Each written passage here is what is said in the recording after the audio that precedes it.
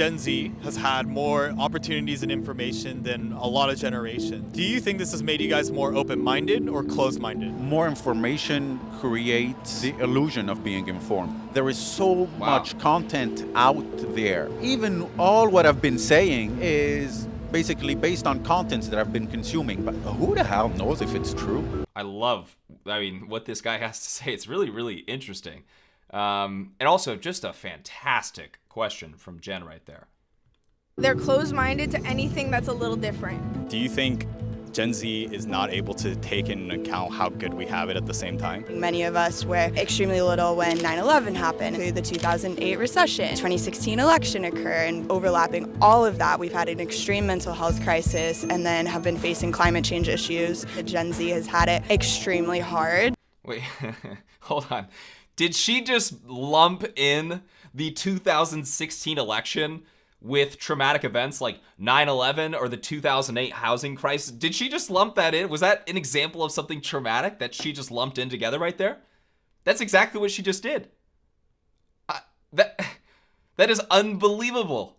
Oh my gosh. Okay, so that aside, that just insane thing aside, what's really interesting about this question is, is having access to all this information, is it hurting them or is it helping them?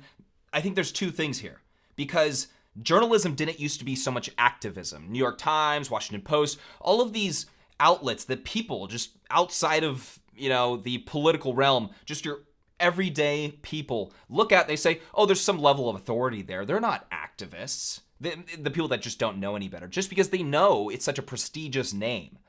And I've talked to people about this on the street all the time. They have no clue that a lot of these groups and a lot of these newspapers or publications, they're incredibly left-wing, but they pretend as though it's just objective journalism.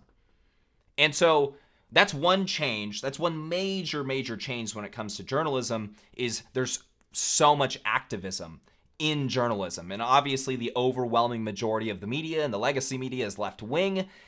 And so you have that issue there. Now, we also have social media, which has algorithms that likes to put you in your bubble because they want you to enjoy your time on their apps. They don't want you to feel all uncomfortable and then log out because you're seeing stuff that you don't want to see. So yes, Gen Z does have more access to information than ever before, but if you don't use it properly or aren't aware of the biases that are out there, that could cause some major problems.